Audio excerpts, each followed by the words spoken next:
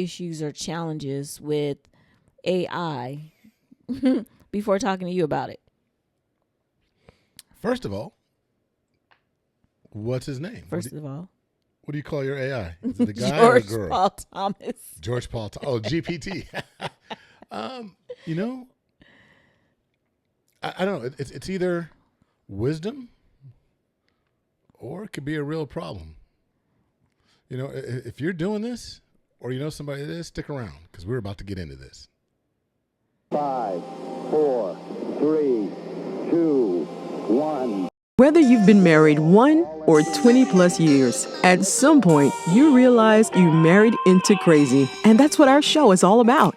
If your marriage or relationship is compassionate, real, accountable, zealous and yielding, or just plain crazy, Snooks and Lovey offer love, laughter, and a dose of reality as they unpack this thing called marriage. Sit back, relax, and get your ear hustle on. It's time to start the conversation. Welcome back to the Married into Crazy podcast with Snooks and Lovey. I'm Snooks. I'm Lovey. And we're so appreciative of you coming back and joining the conversation. And it's great to be back together. You know, because we have a lot of guests, we do a lot of different things, and we've changed the format slightly. But for those of you that are new to the podcast, we're a couple that's been married for almost 30 years. Mm-hmm. Good Lord, 30 years. That's a good Lord. Yeah, I was about to say, you better clean it up. But we've been through some things. We were marriage coaches that have a variety of certifications and experience, but most importantly, it's that 30 years. And when we first got together, it wasn't easy. I mean, it is the 30 years is important, but the happily married 30 years, that's what it is. 26. So. Happily married 26 years. Okay. Yeah. Okay. Got it. So don't brag on it. No, I'm playing. Go ahead. No. So, but it's one of those things. When we first met, to cut it really short, Snooks and I met. We were tricked into meeting each other. She didn't like me. I fell in love with her at first sight. We got engaged after only knowing each other for 4 months. She had an estranged ex-boyfriend that found out, popped up, and attacked her. And I protected her. Ended up getting stabbed through my heart. Yes, through my heart. Had to have 2 open heart surgeries. Survived all of that, made it to the aisle, said I do, and then? For 4 years later, I told him I wanted a divorce. But we didn't get divorced. We had to actually navigate all of that. And there were some things. I had to grow. She had to grow. But in that process, we realized that we wanted to become that couple that we needed as we were going through all of these challenges. Mm-hmm. So we received certifications, extreme execution with Dr. Eric Thomas. We've gone through some training with the Gottman Institute, level 1, level 2 couples therapy, couples method therapy. Then on top of that, a variety of DISC certifications, have 3 different DISC certifications because we truly believe in DISC. We layer all of that on top of our crazy pillars. Being married into crazy stands for? Compassionate, real, accountable, zealous, and yielding. She said that awfully quick. Because, babe, you said quick story, and you're like 15 minutes in. I am 15 minutes in. Hey, look, do us a favor. We're going to get into this because we got some things to talk about. But before we get started, go over to marriedintocrazy.com and just look at all the different things that we do to support your marriage, right? And make sure that wherever you're listening to us or watching us, and when you download it, make sure you like, subscribe, and share it with a friend as well. Yep. All right, but let's get into the here and the now. Okay. The topic. No, because I had something. I was going to ask a question, but I was Go like, for I it. won't. Why do mosquito bites itch? Oh. So we had a graduation party at our house yesterday for our niece who graduated from high school. And when I say I got ate up, I got ate up. I couldn't even sleep last night. I was itching so bad. So, and I'm sitting here. So if you see me fidgeting, it's because I'm scratching my leg with my foot, my socks. So It's that sweet blood. I mean, I guess the blacker the berry, the sweeter the juice. Look, hey, I'm not complaining. I know. You better not I'm be. walking around like a sour tart because they didn't mess with me at all. Don't be a hater. Hey, listen, but here on the real, because real is that second letter in crazy, and we always try and keep it real. And the reality of today is that there's so much happening with the AI. Mm-hmm. You can't sneeze in any direction without hitting AI in some way, shape, or form. I mentioned George Paul Thomas. So you've got ChatGPT, you've got Claude. How come they're all guys' names? Claude. Well, I said George Paul Thomas, but you got ChatGPT. There's a variety of them out there. There's Perplexity. There's Abacus.AI. But I know that I personally call my AI that I use on a daily basis for like just vetting things, finances, nutrition plans, all of that. I call him Abe. The one I use for work, I affectionately call him Carlos because that's Copilot. And did I say affectionately call I him? was like, what? Do we need to go to counseling?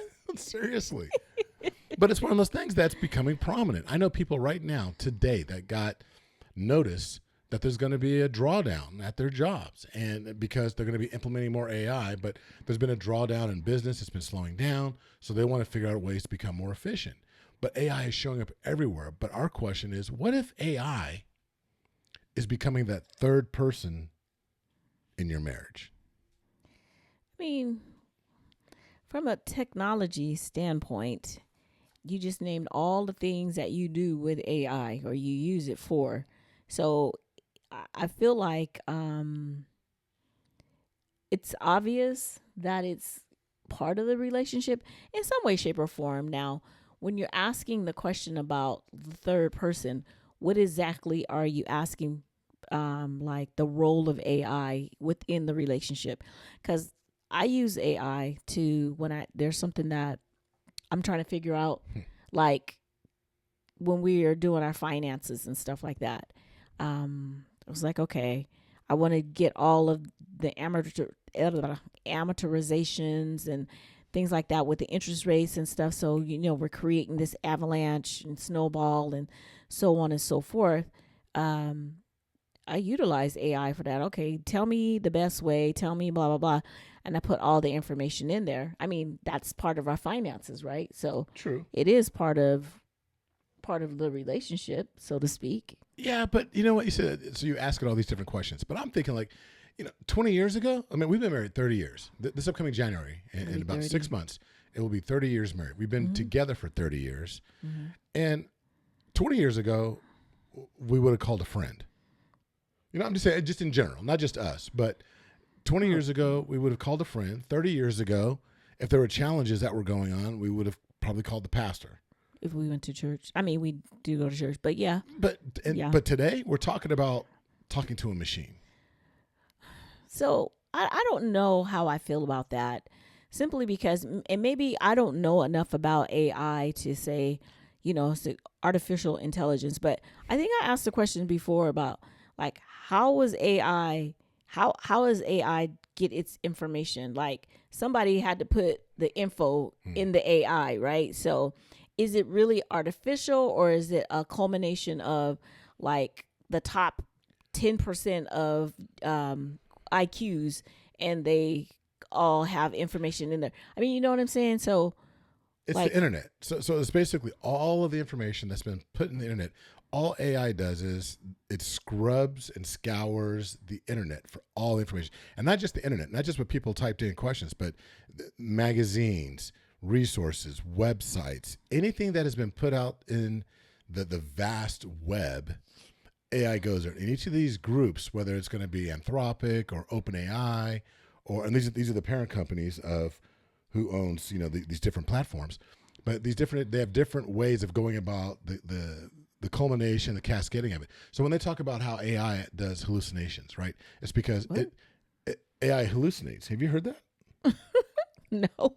So AI hallucination is when it makes up stuff. Oh, so I know that AI is not always correct, because I had to check it a few times. Like, that's not right.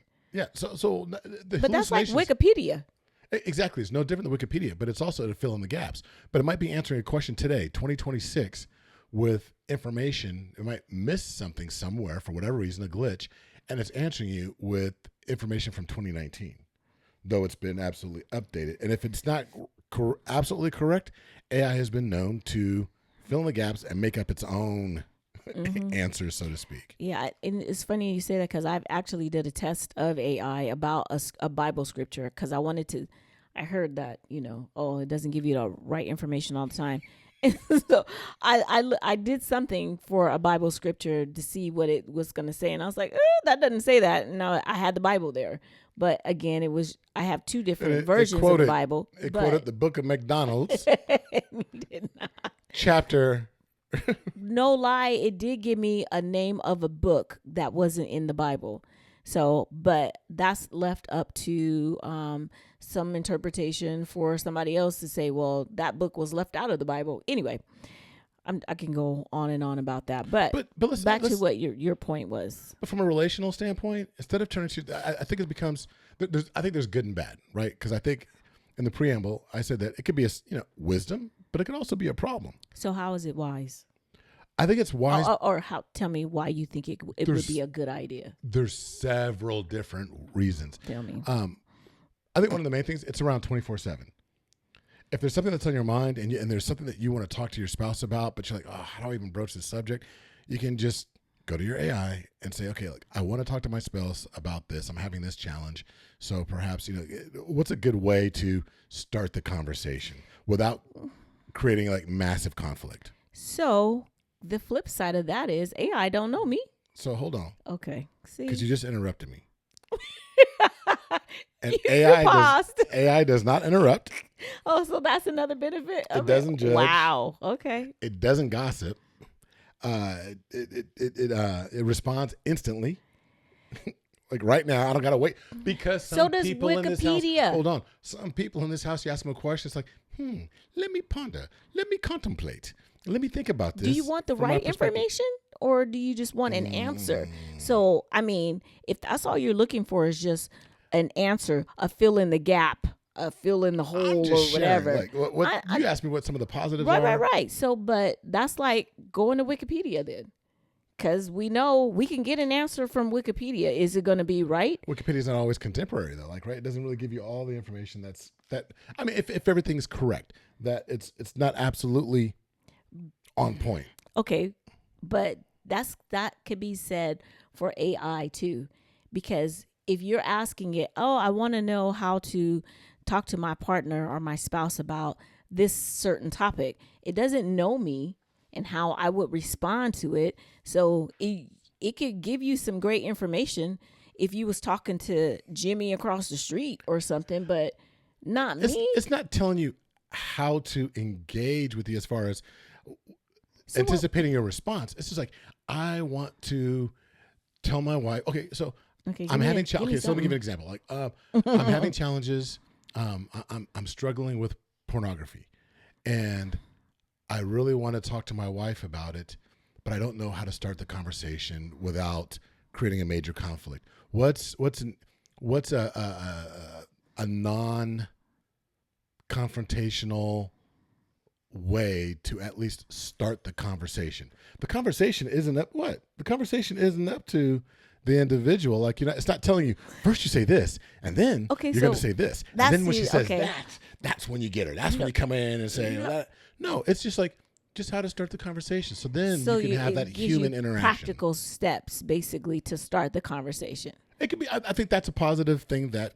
I mean, okay. So that okay. Just so you know, everybody, the whole topic about pornography and so forth. No, it's a real thing. That is a real thing. I was gonna say that's not my thing. It has been a struggle for a lot of men. And for myself, I think it's just men that have that. Men are more,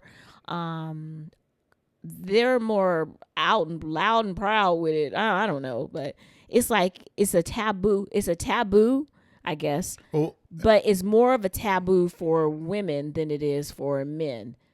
I feel like that. It used to be. Okay. I think for our generation, but that's a whole other topic. We could definitely go into the whole pornography maybe thing. we need to talk about it. No, but I'm just saying that there's a what? I said, I don't know. Maybe we need to talk about it. Oh, we do. I don't mean because of us, but I just mean because it's normalized for some people. But no, anyway, I think that, but that's just an example I was using. But that is a topic that we need to get into at a later date. Mm-hmm. I'm going to use AI to figure out how to actually start that. So I guess for me, I could see where that could be like AI could help you find your words to have the conversation? How Yes. would I start? So it gives you more of a practical step to talk. Maybe like telling you, well, make sure there's a safe space or blah blah blah. I don't know, but I'm trying. I think it can I'm help you reaching prepare. here. I don't know. No, I believe that AI can help you prepare for the conversation. I've even done this for work, where it can help you prepare for the conversation with some particular points to bring up to spark the dialogue, to spark the conversation. But now when you start to use AI to avoid a conversation, when it becomes avoidance, like I'm going to have a conversation with AI so I don't have to talk to my spouse, that's a problem. Well, yeah, because it's AI, first of all. And that's just my personal opinion. I'm not trying to be judgmental or anything like that. But I also feel like when you're talking about you using it for work or what have you, I know that is a real thing. But I feel like those may be easier because we're not dealing with the emotional connection that spouses have. So That we hope that could spouses be have. that could be a challenge. Where I'll say that I feel like that could be one part of why AI could be challenging, because it's robotic. I'm assuming, but it's not dealing with the heart. When you're dealing with hearts and emotions and feelings, then it's not ABC. It's not a linear type of conversation or starter, something like that. No, I agree with you. I do agree with you in that, where it can help. And I think there's 3 specific areas that could really, could benefit from AI. I mean, better communication, because I think it might help you if you're stuck. How do I broach this subject without hurting feelings or whatever? And you can try and type in, my wife, generally responds like this, or she's this personality type, and I want to talk about this. What's the best route for me to go? Or what are several ways I can approach this without hurting her feelings or without making her mad, or or him, or whatever the situation may be. Another way might be maybe emotional regulation to a certain extent. Like, I'm pissed off and I want to just I want to get into it, but then I'm like, you know what? Maybe if I just type this thing up real quick. But I think it's no different than sending a text and deleting it. Right, writing a text out and then deleting it. So I feel like that is different for me, because if I'm upset, and I've done that before, I'm gonna say blah blah blah, whatever. Those are my words, and I feel like I got it out at least, and then I just delete it. With AI, I mean, you go into that and you type it up or whatever. First, I don't know. Can you delete a history on AI? Because that's another thing too. If you have ChatGPT or Abacus, whatever it is, and it's like on a common computer.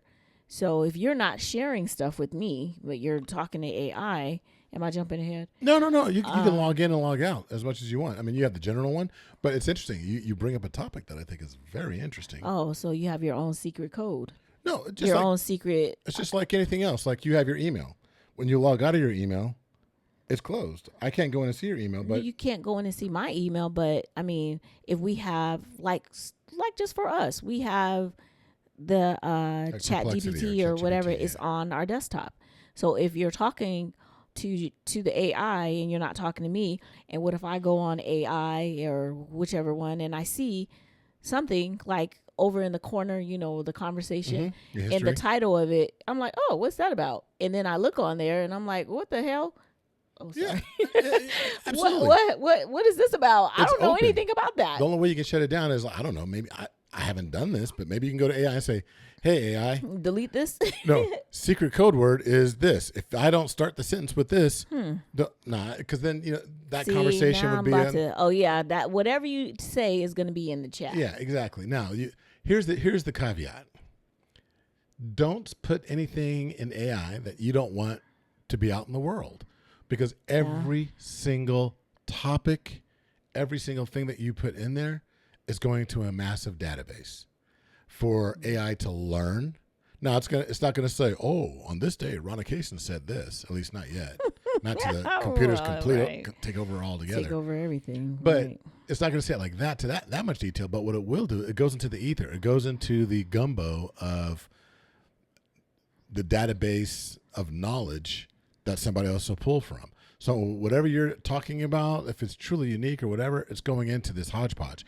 So when somebody else in Asia is typing up a question that's similar to what you're dealing with, you're part of the pool of information that these individuals are getting fed by AI as well. So it could, okay. Not Yeah. specifics, Right. but No. it says, oh, give me a percentage of people that talk about, green unicorns on Thursdays. If you talked about green unicorns on Thursdays, you're now part of that percentage that's being pulled in. Right. You become a stat. A statistic that you do. One of the other things, though, that I think that can help with AI, I think is another benefit, would be, like you mentioned earlier, with finances, with, the amortization. You've got certain goals. If you sit there and you tell together AI saying, you know what, we've got these goals, or even if you want to travel, we did that like in Las Vegas. Well, we did that. We did that in Chicago. Yeah, we did that in Chicago too. So we sat there and said, hey, we're going to go to this place. These are the windows of time that we have open to us. What are some great things that we could actually do in Chicago, XYZ? And it helped build that. And I think in that respect, it was great where it helped us plan. It helped us plan like places we wanted to go, restaurants we wanted to visit, all of that. Wouldn't it be great if I could actually go to AI and be like, hey, AI, what do you want to eat for dinner tonight? Or what should I select for dinner tonight? And instead of you going, I don't know, whatever you want to eat, then AI can just tell me, man, you should just get this. And then I go get it. And you'd be like, that was a great choice. I don't know. I felt like that was a dig. It goes both ways. Look, we will spend 30 minutes. Like, what do you want to eat? I don't know. What do you want to eat? But you know what is so crazy? Whenever he says he doesn't know, I don't trip off of it. I'm like, okay, I go with the flow. But if I say I don't know, I might as well. He act like I spit on him or something. What? So how do I respond to? For those of you that are just listening, I'm acting like I'm typing AI right now. You're ridiculous. How do I respond to that? No, I mean that thing. But then there are points where I think you cross the line. Like, what do you think? Like, what do you think consulting AI crosses the line? I'm curious to what you think. What do I think crosses the line? Consulting AI? Yeah, like using AI. Where does it cross the line? Where does it all of a sudden become taboo? What is the thing that? I mean, we've talked about a few positives. I mean, we got back and forth. Well, but what do you think is like a negative? I mean, okay. Anytime I feel like if you're discussing something with AI that you can't talk to me about or you ain't talking to me about, and it's like you have a whole relationship with AI, and I'm just like, what's happening? Like I said, I could go on there and I find this conversation that you had with all these things that are happening in your life, and I don't know anything about them. That's between That's me problematic. And your AI and Abe. We talk about stuff. No, just playing. But I feel like that is probably not probably probably it's probably would be a challenge. Like, what are you talking to? I don't want to call anything like I don't want to use any adjectives or anything negative. But I think that I agree with you. If AI, if you're telling AI things that you don't tell your spouse or that you don't consult your spouse on or whatever, that's a challenge. That's almost like what's the difference between that? That's almost like if you were to have an affair with a human person, even if it wasn't physical, but now you're having an emotional tie because I'm at work talking to Carol instead of coming home and talking to you about certain things. And there's like this emotional attachment. And I think that is dangerous because if you do the same thing with AI, now you have this emotional attachment to the ether, to the web as well. So is it like, when you talk about AI, artificial intelligence, that's like the virtual, what is like the virtual reality stuff kind of? Well, you could. And that also, No, or is that, would you? VR's different. That's different? Okay. For now. But I mean, it's artificial. I'm sure somewhere, I guarantee that someplace it's connected where maybe I don't know enough about that world where now you've got AI that's interacting via virtual reality. And because there are people that are forming relationships virtually with their AI. There are people in other countries that are actually looking to get marriage license. They want to marry their AI, this persona that's been created that talks to them on a daily basis. You know how we say, "Hey Siri," or we say, "Hey Google," or you know, Alexa or something yeah, like that. but they name it and they have a relationship with it and they talk to it and they have these ongoing conversations. I mean, it's And it talks back without prompting. well, it talks back. Like when you talk to it, like, "Oh, hey, what, Oh, so and so, hey Carol, hey, what? How are you feeling today? I'm feeling great. How are you? Hey, your mom." They start saying stuff. Your mom's coming over later on today, and I think it would be great if you made X, Y, Z because that's her favorite recipe. It's only going to be able to respond with what you give it, but then people give it that much information. So I mean, I don't know. I feel like I, I'm not judging, but that's sad to me. I say that because we don't know what has caused someone to turn away from human connection, human activity, or whatever. These might be people who have experienced trauma at the hands of someone who was supposed to be taking care of them, loving them, or whatever. Anytime, and they may because it's safe for them. So that's what makes it sad for me when I think about that. It makes me wonder. I'm always a thinker. Like, I wonder what happened, but I that makes me think that, like, what happened to have you be so comfortable in this space. And some of it too is, you have neurodivergent people who cannot deal with neurotypical people, and AI is they found acceptance with AI when they not been able to find it with humans. So, I mean, that just came upon me. It's like, oh, okay, well, that opens up something different too, and it could be the same thing with spouses. I thought that we connected, and I'm seeing that we don't connect, or our space is not safe.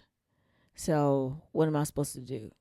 Yeah. Even when I try to broach certain subjects or I try to talk about certain things, and instead of me sending emails to myself or type text messages to whatever, now I want feedback, so I'm gonna go to the AI because I'm gonna put all this information in, and it's gonna shoot back at me and give me something. You know what Yeah, I'm saying? I'm just thinking about what one word keeps coming up in my head as you were talking, and that was vulnerability, being vulnerable. Mm-hmm. And I agree that it's sad if a person can't open up enough, and it happens all the time, where a person's been burned in some way, shape, or form, so they're not able to truly open up, or they leave this portion of them locked away. Yeah. But they feel, like you said, the word you used was safe. They feel safe. Safe is AI can be safe because it doesn't yell, it doesn't scream, it doesn't hit, It doesn't judge. Right. And I can see how that can become an entrapment of sorts. Mm-hmm.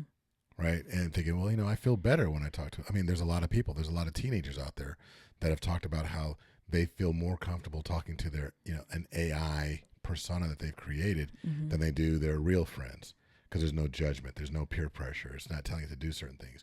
But on the flip side, people have used AI, and now there are lawsuits happening where they're suing Anthropic and they're suing OpenAI because the information that came back enabled somebody to commit suicide or harm themselves based on the information they received. So there's that's a negative. I think that there's So it's not safe.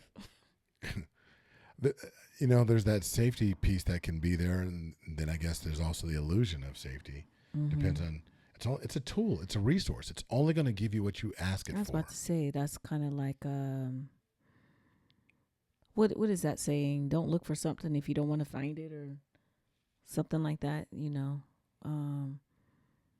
don't know. Yeah, but we're talking about all the negative, but what I feel like is like the issue necessarily isn't AI so much as it's avoidance.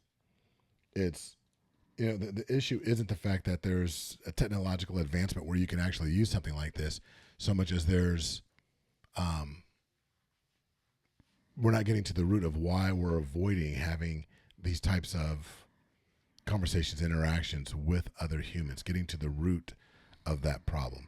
If there's been hurt, if there's been angst, if there's been anger, if there's been betrayal, if there's been these things, then you need to go to a therapist. You need to get someplace where you can actually have more interaction with human to really build up that skill set to be able to talk about it, but also be able to work through those things, through those dynamics.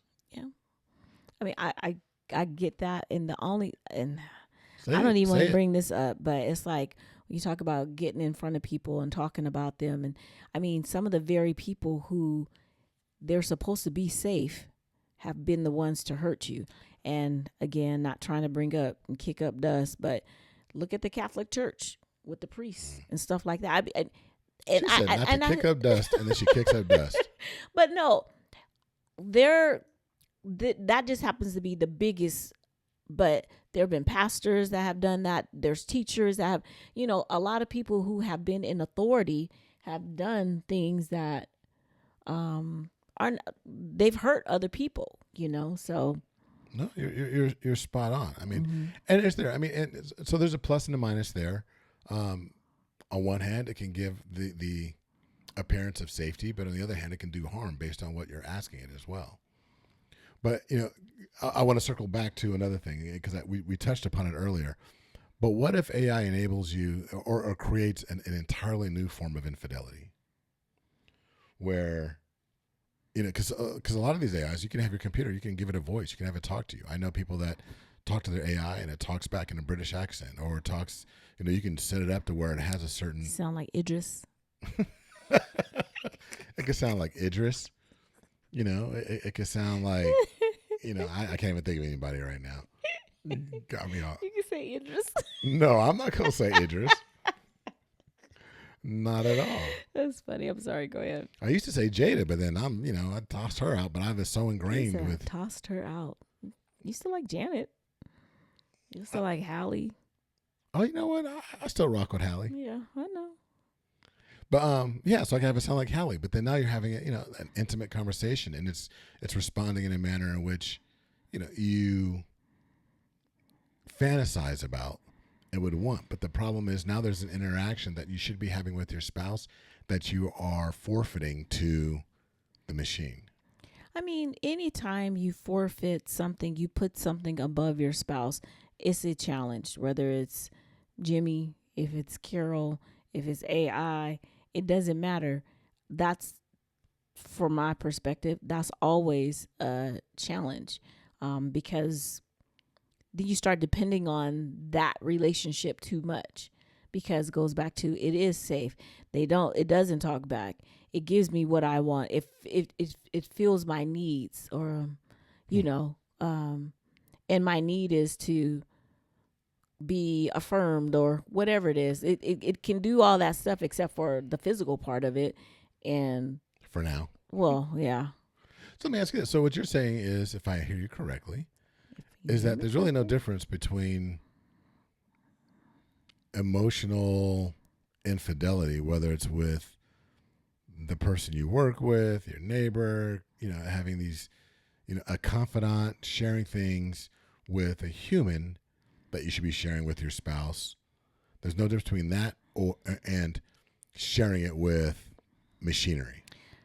I don't think so. I feel like the danger in, obviously, with the other person is the tangible piece, like, but I could be so wrapped up in my AI that I'm not meeting the needs or being present for my spouse.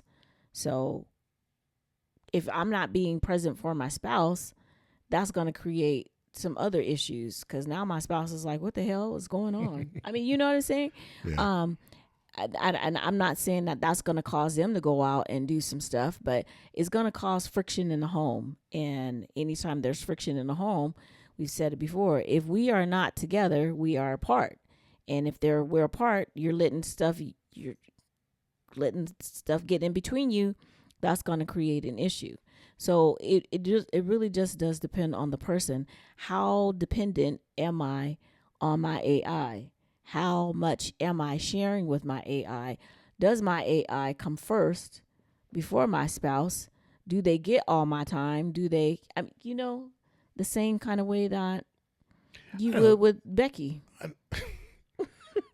but there's stuff that I don't know. It bothers me because I mean we're human beings. God created us as humans to have community and relationships with other human beings, and there's a lot of replacement taking place, and It definitely that is is. concerning. And I feel like there needs to be boundaries across the board. I agree with that. I mean, like you said, I've always had a challenge with too much advancement in technology because we talk about, throughout the years, and we want to be quicker, we want it to be easier, we want it to be faster, we want it to just suit our need or whatever it is. But in doing those things, we've replaced so many people, just like the people that collect the money on the bridge. Oh, They don't do that no more. I yeah. mean, that's they're being replaced now by, because it's easier, it's faster, it's more convenient, and it's okay. But those people, I don't know if they were rerouted to do something else, or did they just lose their jobs? Every time that there's been this big overhaul of, oh, we could do it better, we could do it, we could with the computers, with the this, the that, somebody is losing something. They're Yes and facing. no. Okay. No, I mean, but I mean, and I don't know enough of. That's just my personal little perspective. all So, throughout history, when we've gone through these different ages, from agricultural age to the industrial age to the information age and so forth, there's always been a transition of labor, right? So as some things were outdated and we moved beyond them, it also created opportunity in other areas for advancement and more opportunity with higher pay scales. And so there was a transition of skill sets or development of skill sets that always allowed people to replace it. Now, in the grand scheme, yes, but in smaller niches, yes, there have been people that have lost it and haven't had that growth mindset to where they can actually shift. I believe the same thing's happening with AI. There is going to be downsizing in certain areas, but there's going to be opportunities in others. I don't know how that balance is going to shake out, but part of me just says that there needs to be boundaries when it comes to our relationships, and that we need to make sure that we use this as a tool, as a resource, just like we use books, like we use whatever, like the book up there on the shelf. By Dr. Hartley's. It's his needs, her needs. That's a resource. That's a tool. It's not the Bible. It's not something where I sit there and say, on page 24, I have to do this and you have to respond like this. And this is what it says in the book. That's where people mess up, where they take it as verbatim. What it is, it's a resource for you to learn, use, and adapt to your specific needs. Mm-hmm. It's no different than all these other books that we've been reading over the years about relationships, about communication, about so forth. So some of the boundaries that need to be put in place. Number one, what would the boundaries be? Never tell AI something that you won't tell your spouse. Mm-hmm. Never tell AI, and I'll lump in there, never tell AI or share something with AI that you just don't want to be out in the world, right? I think that's a rule of thumb that you have with friends. Don't tell your friends, certain individuals in your family, something that you don't want out there. You don't want your business in the streets. Well, you don't want your business in the internet, the internets of the streets. The inters of nets. The inters of nets as well, right? I think that's a strong boundary to actually take. The spouse should always come first. Mm-hmm. And don't let me be the only one. If you have certain boundaries that you think are applicable, then be sure to share those as well. I mean, that is a good point, because I think about AI as a resource also, because like you said, we read books, books and they're not all, the books aren't peer reviewed. And we go to seminars, we go to marriage retreats, and this is all just stuff that we put into our library. Right. So how is that different from AI? Well, that we're using it, and then we're disseminating how we're going to use it. Well, and it's also something that we're using together. I like that. Yes. So, one other thing though is that You should use AI to prepare for the conversation, not replace it. Right? So, again, when we started off, I was about to say, kind of going back to the beginning. yeah, exactly. To help me figure out, okay, how do I frame this? How do I actually get this into some bullet points to where I can share it with my spouse, to where it's like, I want to touch on these points. These are things I want to talk about with you, and I don't want to hurt your feelings. And so I'm just letting you know, I consulted George Paul Thomas, GPT, and I asked it to help me, just kind of organize my thoughts so I can actually share this with you so we can have a conversation. I think that's a valid way to use it, as opposed to, okay, I read this and I got this whole paragraph. I got this script now that I'm going to go through, and I'm going to use this script to tell my spouse how I feel. I think that's very different. Why? Because with one, I'm telling my spouse that, hey, I use this resource, this tool. It's no different than saying, you know what, I picked up this book by, I can't think of his name, but the seven habits of highly effective families. Mm-hmm. And, on this one chapter, it talked about this, and it really resonated with me because I feel like that's something that we're going through. And I just wanted to talk to you about it. And there were some points in there that I thought were really interesting. Is it okay if I share these with you? That's one thing. Versus, okay, I've got this 5 pages of a script that I'm going to memorize these points, because now it's Cyrano de Bergerac. I was about to say, but if it makes me sound smarter, I'm going with that. No, but it's like that's like having somebody in the bushes whispering in your ear to tell you what to say. So the issue is not memorizing the 5 pages or whatever. The issue for you is plagiarism. No, but it's also having the 5 pages. Okay, like if you got 5 pages and you say, okay, hey, look, these are the topics and I want to share this with you, and we're sitting down looking over the 5 pages together, then maybe it is plagiarism that I have a problem with. Instead of like, now I got it tucked away behind me, and I practiced it like a role play, and now, it's one of those things where when I'm talking to you, I'm not letting you know that these aren't necessarily my thoughts. These aren't my things. I'm now regurgitating something that I think you're going to like or whatever. But as a spouse, if you were to, just like if you, you have to prepare for a meeting and you get some bullet points or you get some information from George Paul, and you're only going to use what you feel is going to resonate with you, right? Or are you just like, oh, I'm just writing it all down? I mean, because when I've done papers and I'm getting points from, I'm like, oh, I like that. Okay, I'm going to use that. That flows. But you expand upon it, don't you? Oh, yeah, no, I mean, yeah, I don't ever just take stuff and just be, shoot, it took me a long tell time the truth. to You even can say do you got your GPT. master's now. Well, I was about to say, so George Paul Thomas was he was not that instrumental. I got talked about because they was like, you don't use ChatGPT? I was like, no. So anyway, but you use what you feel like will benefit the conversation or the topic or whatever. Hopefully, I get your point. I was really kind of just, yeah, just poking me in the ribs a little bit. But, a little bit. That's my job. And ad nauseum, I've talked about this. I think that the other boundary would be share what you're learning. It shouldn't be a secret that you're using AI as a resource, as a tool. No different than, I'm talking about, hey, I was reading this book. I can't remember the title, but there's a book by John Gottman that is really good. You might read a chapter or two, and it's like, hey, you know what? I came across this. I think it's kind of interesting. What are your thoughts on this? Mm-hmm. You're letting your spouse know that you're using this as a resource, as a tool, as opposed to you're completely plagiarizing and passing it off as, this is my thought. This is who I am. Well, and they're like, oh, can't be smart. She's so caring, or he's so caring. She's so smart. And it's like, nope, that is not my thought. I am as lost as can be. No.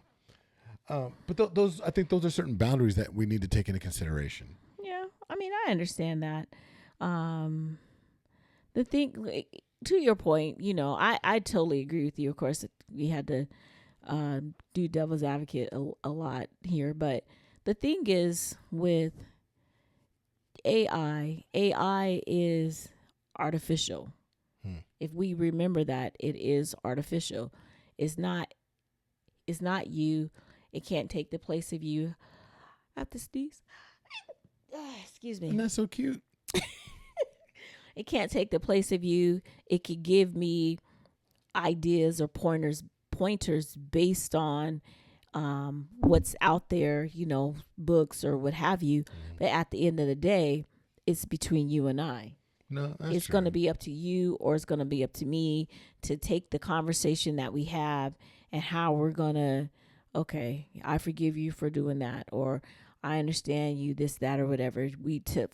Us to apply the crazy principles, being compassionate, being real, being accountable, being zealous, and being yielding. No, and I agree with you. That at the end of the day, it's like one of those. Like I know we keep saying at the end of the day. At the end of the day, did I say that? You say that. As resourceful as this tool can be, it doesn't hold your hand. It doesn't pray with you. Not yet. It doesn't keep you warm on those cold nights. Unless you say, turn the heat on. No.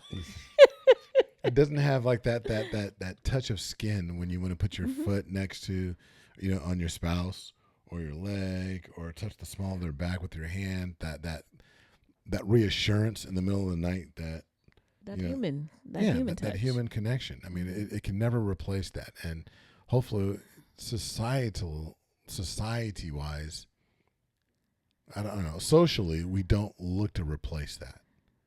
I hope that that's going to be the condition. So I think that when we started off, we were talking about, don't let, or is AI becoming that third person in your marriage? We're here to tell you that there's a place for it as a resource, as a tool, just like money is a tool, just like your vehicle is a tool, just like so many other tools and resources that you have at your disposal.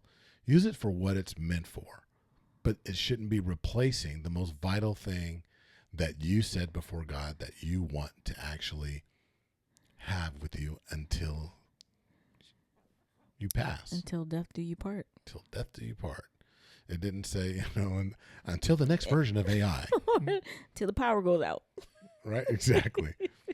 So I hope this has been at least a conversation starter for you, and maybe sparking some dialogue within your home. If this resonated with you in any way, shape, or form, please share it with your auntie, share it with your cousin, your mama. I used to do that a long time ago. I used to say that. You don't even remember how to do it. I don't even remember how I said it. Tell your auntie, tell your cousin. Mama, tell your papa, tell you whatever. Anyway. But what we want you to do is really get it out there. Share this with a friend. Somebody, if you've had a conversation recently with another person that's in a relationship, that's in a marriage, about AI and all the changes that are taking place, share this episode with them to get their thoughts, and then spark some dialogue within your community about the place of AI in your marriage. And then type it into us. Let us know your thoughts. How are you using AI in your relationship?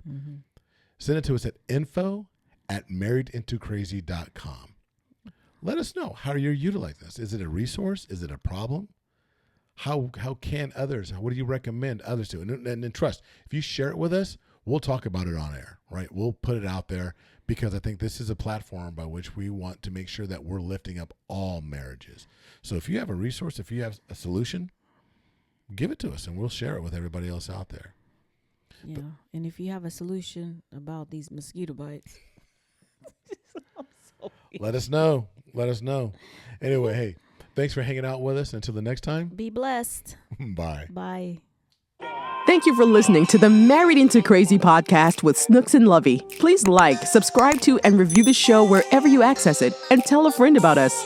Visit marriedintocrazy.com and see how Snooks and Lovey can bless your marriage directly.